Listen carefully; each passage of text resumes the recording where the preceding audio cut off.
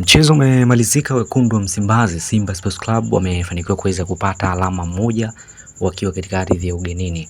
Mchezo ambao tumeushuhudia wekundu hao Msimbazi Simba Sports Club wakiwa wakitanguliwa kuweza kupata bao mapema kabisa mnamo dakika ya 13 tu ya mchezo, lakini wakaseto na kukaa chini na kuweza kufanya vizuri kuhakikisha kwamba anarejesha bao hilo mnamo dakika ya 85 ya mchezo na kupelekea mchezo huo kuweza kumalizika kwa sare ya bao 1-1. Hatimaye Simba sasa rasmi wanashindwa kufuzu katika hatua ya robo finali na msimamo wa kundi unakuwa mgumu kwa wekundu hawa Msimbazi Simba Sports Club kuweza kusonga katika hatua inayofuata.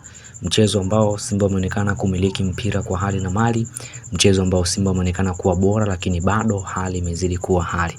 Unaweza kutuandikia hapo kwenye maoni yako hapo ukatuambia kwamba kiwango cha Simba ambacho amekionyesha katika mchezo huu wewe umekionaje? Unaiona Simba ikifanya vizuri katika michuano ya ligi kuu Tanzania bara baada ya kuweza kumaliza michuano ya ligi ya mabingwa barani Afrika?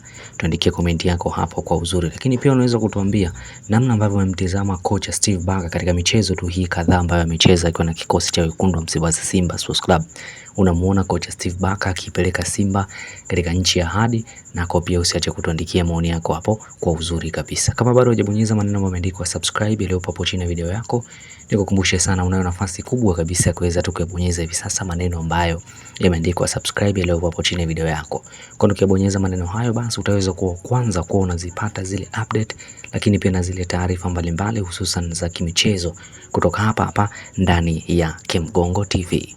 Biashara ni matangazo, na ndio maana sisi kama Kemgongo Media tunakukaribisha utangaze nasi. Sikiliza, kuanzia kiasi cha shilingi 50,000 tu unaweza kutangaza nasi kupitia kurasa zetu zote, iwe YouTube, Instagram, TikTok au X. Kwa wale wanaohitaji interviews, unapata interviews kuanzia shilingi 200,000 tu zenye urefu wa hadi dakika 10. Hatukuishia hapo. Kwa wale wenye vipindi vyao wanataka kuvirusha kupitia YouTube channel yetu, gharama zetu ni nafuu sana. Ewe Mtanzania, karibu tangaze nasi.